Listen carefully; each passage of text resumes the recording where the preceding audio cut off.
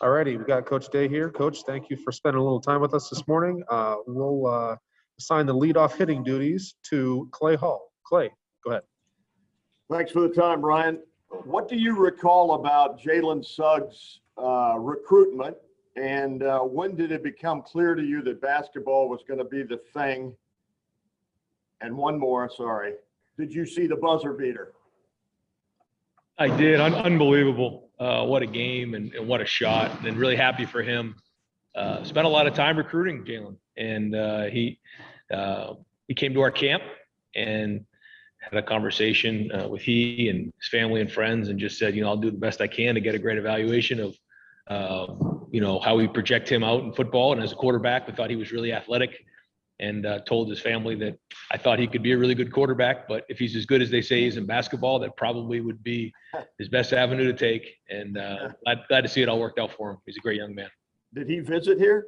He did. Yeah, he came for camp and spent a day on the field with him, and it was great. Thanks. Yeah. All right, we'll go next to Austin Ward from Letterman Row. Austin. Hey, Ryan, we saw Mitchell Melton on crutches this morning. I don't know if maybe he's just out for the rest of spring, but if so, what does that mean for that unit? And it's been pretty thin for you already there. Yeah, it's gonna be a long-term injury without getting the details with Mitch, unfortunately.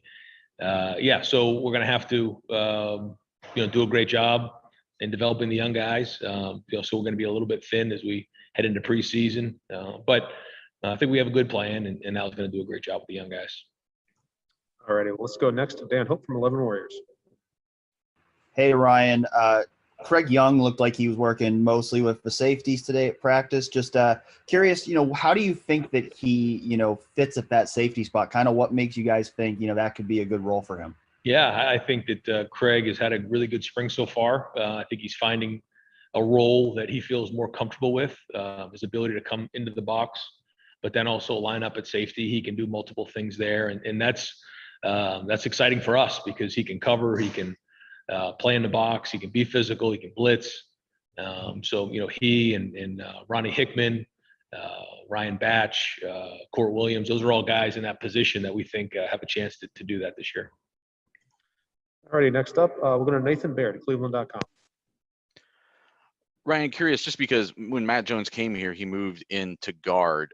What are the attributes that you look for in a center, specifically as opposed to other offensive linemen? In what ways could he still potentially be that long term? Yeah, Matt's done a good job of kind of moving between guard and center because Harry was down this spring, and he's kind of found a little bit of a rhythm in there. He's done a nice job. And in terms of the attributes at center, I think it's that he has to be able to communicate. He has to certainly handle the snaps and still make all the calls. Has to be able to move quickly. With the ball between his legs, he got to be able to then block the nose guard and possibly reach a nose, which that's a learned trait. You have to have good quickness. Got to be able to think on your feet and process a lot of information in the run game and in the protections. So. And usually, they're not as tall. They're somewhere in that 6'3" to 6'5" range. When you start to get closer to 6'6", 6'7", it gets a little harder in there for those guys that can't get underneath some of the defensive linemen. Okay, next up, we'll go to Bill Landis from The Athletic. Hey, Ryan, I know, as you said, you're a little shorthanded at linebacker right now, so maybe that explains this, but it did look like, for the most part, from what we saw, there was kind of just two kind of traditional backers out there, and then that third guy was either a Craig or a Ronnie, maybe more of like a hybrid type of guy. I'm just wondering if things are progressing that way for the defense, if that was just a snippet and you're playing some stuff with traditional three linebackers out there. Just how's that going as you're figuring out the pieces in the back end? Yeah, we have the ability to do both. We can line up in nickel or we can line up in base. And that's something that we've always been able to do, and we're going to continue to look at that and figure out what gives us the best chance based on what the offense is giving us. Obviously, if it's 11 personnel or 12 personnel, and we'll just try to put the best guys on the field and who can do the most. There was a time last year and even the year before where we would put big personnel in the game. We'd have 4 linebackers in the game sometimes based on what the offense was giving us. So we want to have flexibility there and be able to adjust based on what we're seeing. All right, we'll go next to Dave Biddle. Dave. Hi, Ryan. Kind of a broad question now that you guys are more than halfway through spring ball. What are you most pleased with, and what concerns you the most right now? I think for me, the biggest concern is still we just haven't played a lot of football with the younger players and just our development there, playing the game. I am pleased with the effort. I'm pleased with how we're coming along technique-wise, fundamentally. I think we're growing. I like where the defense is headed. I like where we're headed on offense. But I still am just concerned that we just haven't played a lot of football with some of the younger guys. Some of the positions, that haven't got a whole bunch of game reps. Certainly quarterbacks, one of them, linebackers, another. And some of the young DBs as well. So those are the things that we just got to continue to try to put them in game situations and get them more reps. I thought last Friday we had a pretty good, quote unquote scrimmage, and we'll probably try to do that same thing again on Friday, or actually Saturday this week. And at running back, are you getting a good feel for the pecking order there? And if so, what is the pecking order right now at running back? I know it's early. Yeah, too early to create a pecking order, but I am very impressed with how they ran on Friday. I thought all of them ran really, really well. I think they're doing a good job of pass protection. They're running hard, taking care of the football. So excited to see how this thing progresses the next couple of weeks. They're doing a good job. Thank you. All righty, next up, we'll go to Stephen Means, Cleveland.com.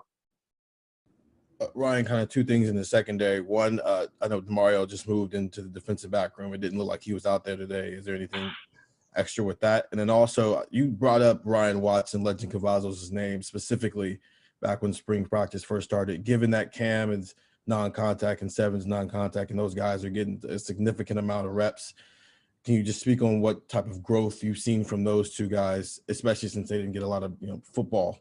Yeah. No, I mean that's the great thing for them is that they don't really have a choice. They got to go. They're kind of getting just thrown in there, which is great, and they are getting better because of it, because they're practicing. The more you practice, the better you get. It's just the way it goes, and they're practicing. They're out there every day, and again, 2 more weeks of that. If they can stay healthy through this, they're going to come out of this spring a lot stronger and hopefully ready to make an impact in the fall. All righty, we'll go next to Bill Rabinowitz, Columbus Dispatch. Hi, Ryan. Can't do one of these without getting a specific question about the quarterbacks, right? What have you seen from them so far? 2 practices that we've been able to see a little bit of. CJ's been taking the first reps for what that's worth. Can you tell us what that is worth, and what do you like about what you've seen from them, and what do you still need to see? Yeah, no, we're just rotating the quarterbacks. It changes every day, and splitting up the reps the best we can. I think they've done a decent job of learning each day, so I think that's been a positive. I think their lack of reps is it's hard.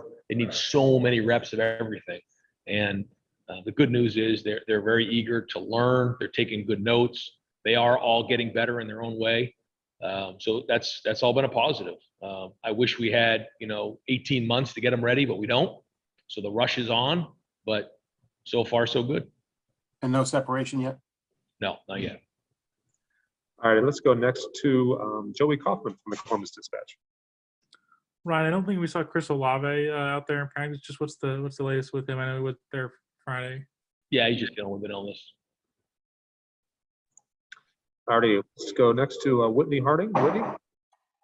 Hey, Ryan, you've had a few days now to look at that scrimmage film. How has that maybe adjusted to things you guys want to focus on this week? And then for the next scrimmage you mentioned, what will be the focus on that? Same thing. I'm trying not to overreact, and I'd love to just scrimmage every day now after watching the film from Friday. But we're gonna stay with helmets. Today we did, and then tomorrow will be pads, and then we'll go helmets on Thursday, and then we'll pad again on Saturday, and just try to make sure those padded practices are really physical and really clean. We're gonna do some situational stuff here in the middle of the week, and then get into that scrimmage mode and really take tackle and everything like that, as long as we stay healthy here going into the weekend. After looking at it, was there something that kind of maybe stood out to you or surprised you that you didn't notice looking field level or however you were? Nothing more than just the overall, man, we got to play more football. And there was some good things out there, but it's you don't have Tuff Borland or Pete Werner or Baron Browning. You don't have Justin Fields. You miss these Luke Farrell. You miss these guys that you just counted on. And now you have some of these younger guys that haven't done it and really didn't get a chance to play much over the last year. So, the rush is on to get them ready. And again, not that it was bad. It's just they haven't played very much. So They just need a lot of reps, and the more we can get them, the faster they'll learn, because the good news is that they're all capable. Thank you. All righty, next we'll go to Tim May from Letterman Row. Tim.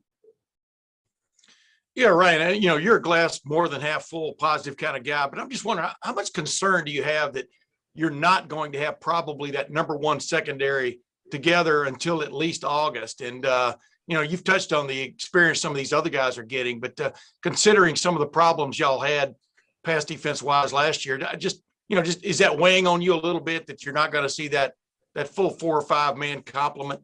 Yeah, sure. I mean, sure, there's a whole list of things I could be worried about at night, but that would be one of them.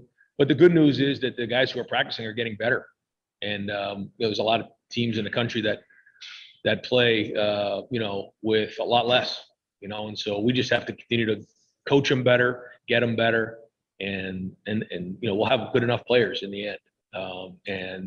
And we think that the good news for those guys, they played some football. The guys who haven't been in it, the guys who are out of it. Court Williams is one that hasn't, but Seven has played and Cam has played. We certainly would love to have them out there in the spring right now. But again, these younger guys got to step up, and that's the good thing. Like, they don't have a choice; they have to step up, which is a great thing. Because let's say Seven and Cam weren't available, but you don't have a choice; you have to play them. Just like what happened when Justin Fields declared for the NFL. Well, you got to play one of these younger guys. You don't have a choice; they got to go. And so that's it, and that's college football. And guys got to step up. Thanks, man. Next to Tony Gerdeman, Buckeye Scoop. Brian, I saw one of the plays today where you had all 3 of your freshman receivers out there together. I'm just wondering how they've performed this spring and how much of a benefit it was for them to be already enrolled. Yeah, I think it's been huge. I think they're much further ahead than they would be if they got here in the summer. And all 3 of them are very talented, and they're learning quickly. Still have a long way to go. And the more we can put them in live situations, the better. But bright futures for all 3 of them. All right, next we'll go to Brendan Gulick, Buckeyes Now on SI.